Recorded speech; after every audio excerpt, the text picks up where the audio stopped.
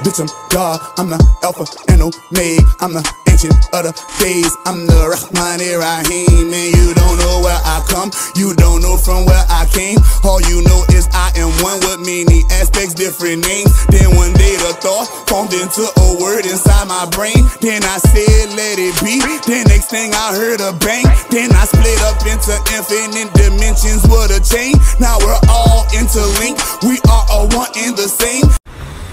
Stuff you're talking about, just like from our era, like some of it is really dope and banging and catchy and creative, and some of the shit is just whack. You know, everything from our era wasn't fly. You know what I mean? So this is whack shit back then too.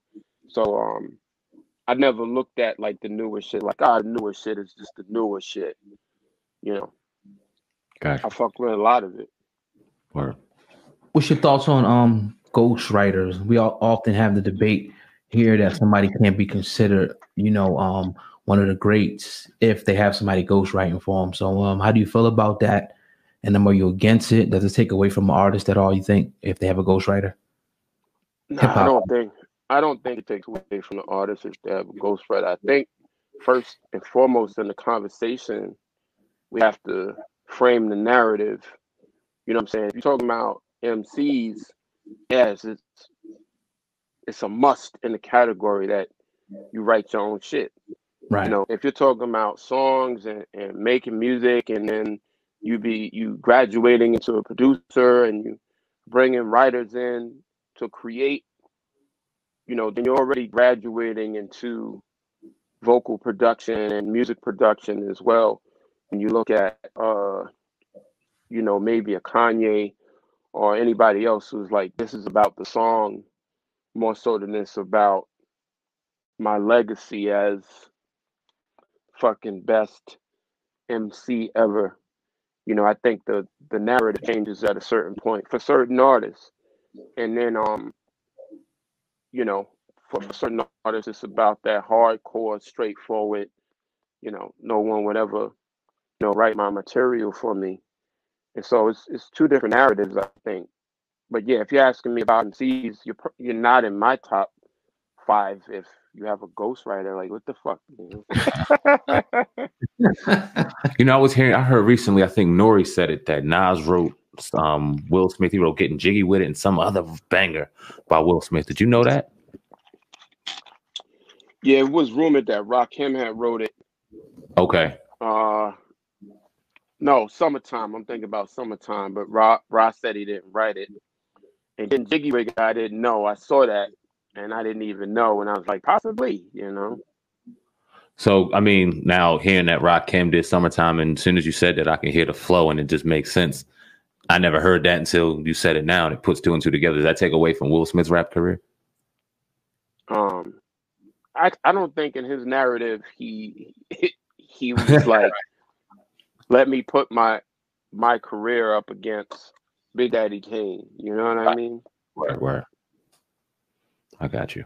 It's definitely great. That's a great song, though, man. Either way you look at it. But the current state of hip hop, I see you collaborated with a lot of older artists, but a lot of new artists. What's your feeling on how hip hop evolved since you started until now in the current state of hip hop? Man, I'm so excited. Still, I'm an artist. You know what I'm saying? It's like I take my time, but I love the shit, man. I love it, bro. Like, I love to hear people unlock the codes to new patterns, to new flows. I love to see the young dudes come up and be successful.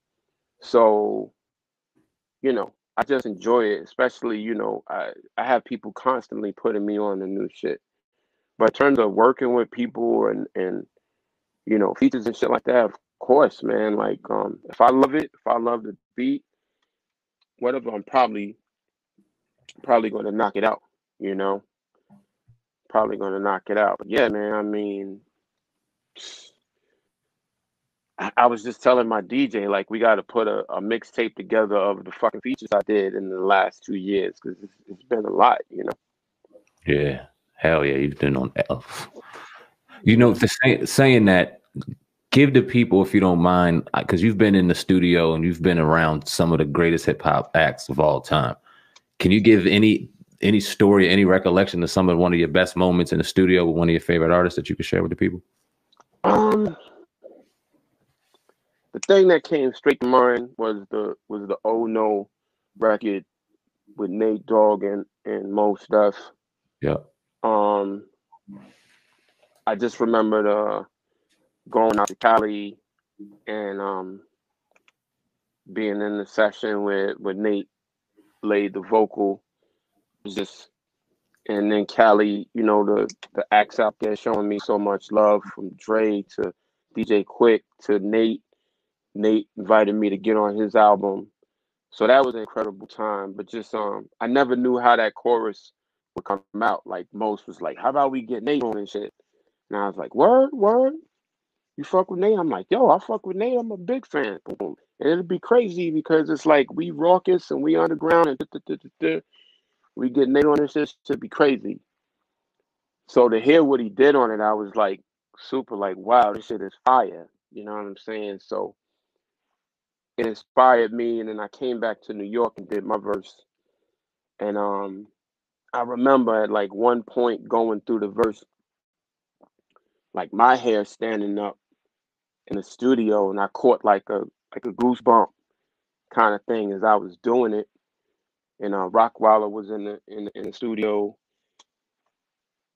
and he stood up, and I'm looking through the glass, and he showed me his hair, and he said, yo, my hair is standing up right now. So that shit was a moment I remember, because like the verse is fire if motherfuckers is getting goosebumps while I'm laying it, you know?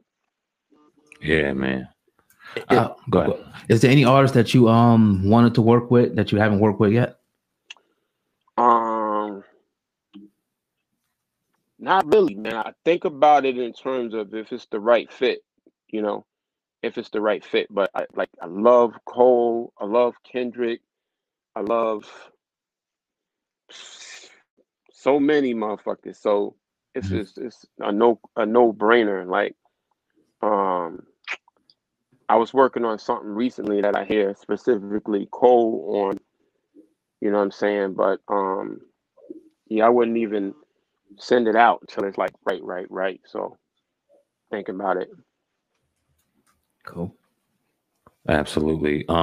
Simon Says, can you talk about that a little bit? I know you had some contractual issues with that. How did that song come about? And then what were some of the legal issues you dealt with Simon Says? Yeah, man, we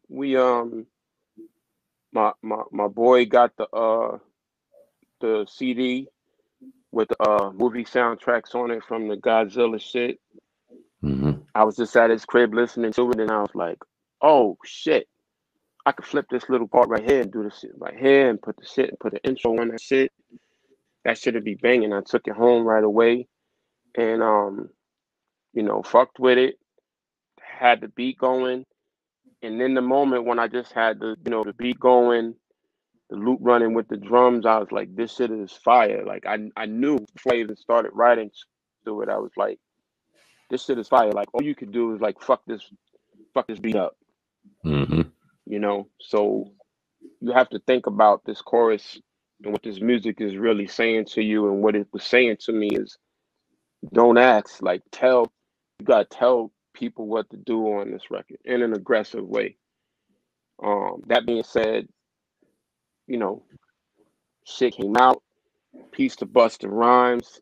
He's the catalyst in terms of you know, and big up to Lee Stone. I took it to him to do to lay the vocals and extend the intro piece and all of that with it. But Busta, I remember inviting Busta to the studio to get on another song, and then playing him Simon Says, and he just was like, "What the fuck, yeah!" Just wild out, and he was like, "Yo, you got to give me this record, trust me." And Busta is kind of like catalyst in terms of delivering the record to radio, taking the record to Flex. Like, it wasn't even mixed yet. And Flex was like, I got something for New York City right now. and then the rest is history. But yeah, man, the legal shit. You know, I took the information where it needed to be, and there was a lot of neglect on corporate side. So it really didn't have anything to do with me in terms of that shit. So there you have it. The shit blew up to the point where it was like, yo, like shit is out of control. And you know, it was a sample issue. So Oh, okay. How do you feel about that sample? Because like I know a lot of artists are really upset. I heard J. Cole coming.